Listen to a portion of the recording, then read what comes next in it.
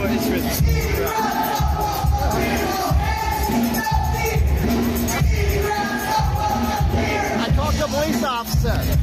talked to a police officer. They had not planned to close the street.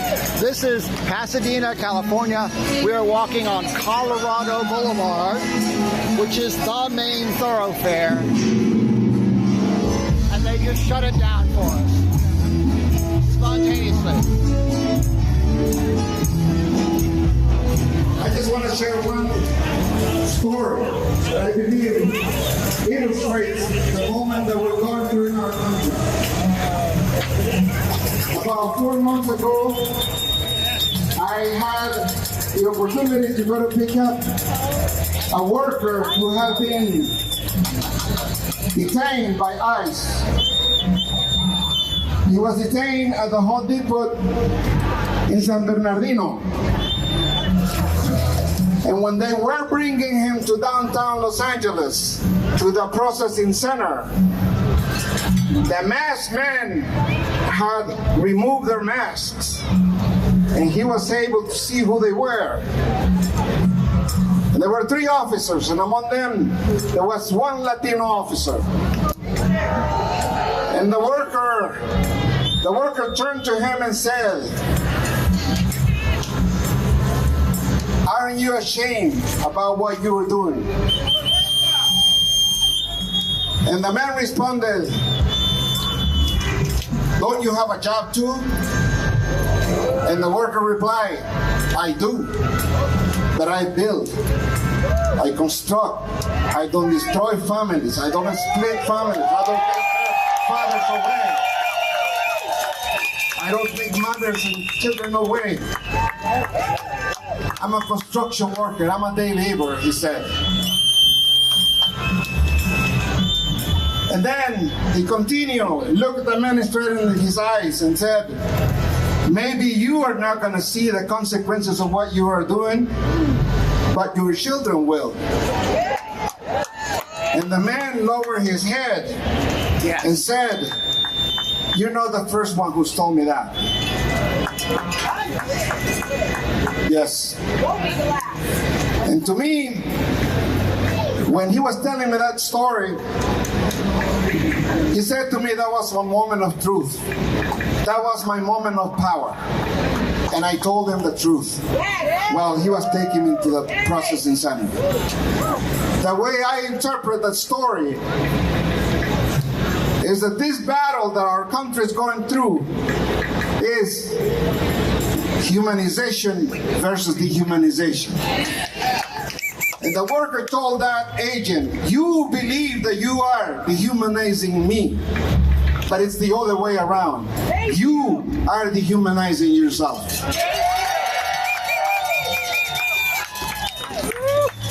Now, we've all seen how Altadena, our beautiful Altadena, burned down over a year ago. If you go there and you see who is rebuilding, what are you going to see? Immigrants. Migrant workers. Immigrant workers. So now, I want to make this analogy because that fire destroys so many lives. It caused so much harm. Well, let's think of it. Let's think of the situation that we have in the White House right now as a fire that is destroying our country. And we have to rebuild. We have to repair it. We have to put it back together. We have to reconstruct it. And the way you rebuild, the way you reconstruct the country is not through acts of hatred. It's through acts of kindness, love, and solidarity. And that is what we have in our hearts. And they're right. Yeah.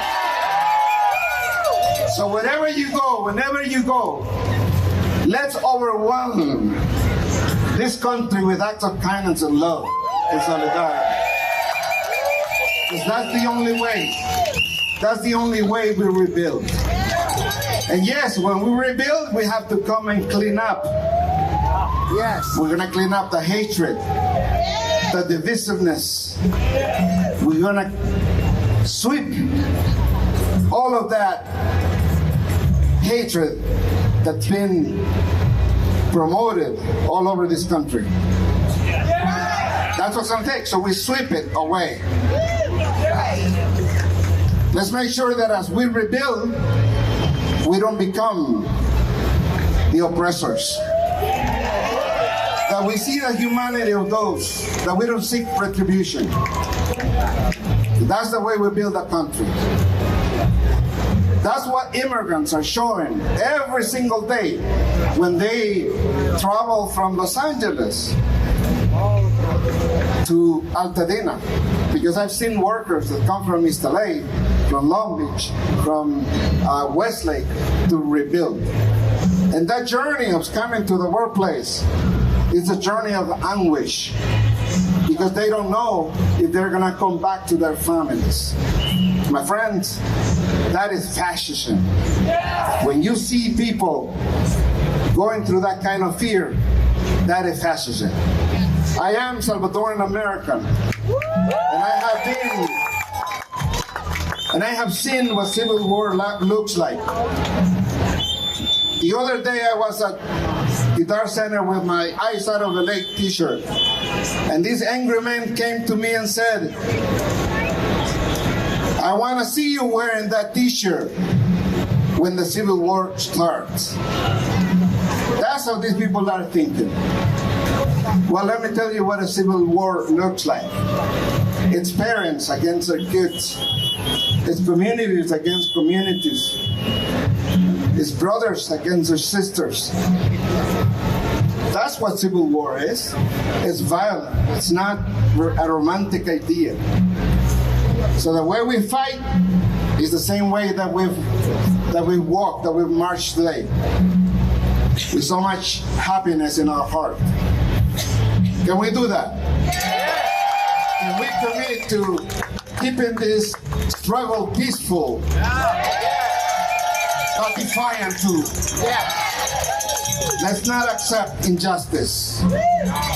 Let's keep documenting the cruelty. Because if there is something, this president actually ran on the issue of immigration. Well, he no longer has that issue.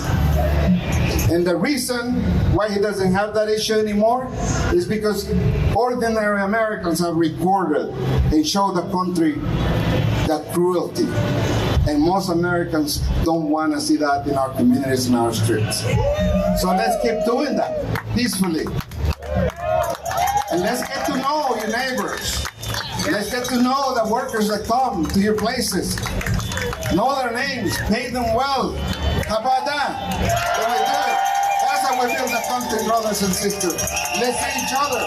And I hope that you will go back home. You know more people, you know other friends, and you know more stories. The stories that I've told you today are stories that I encounter every single day. Because America, our country, is a country full of beautiful stories. Stories of courage and stories of struggle. So que vivan los migrantes. Long live our democracy. Long live our resistance. And it was a pleasure to be with all of you. And now we're going to go to accompany the people in Los Angeles, because they're over there, they're marching too. We love you very much.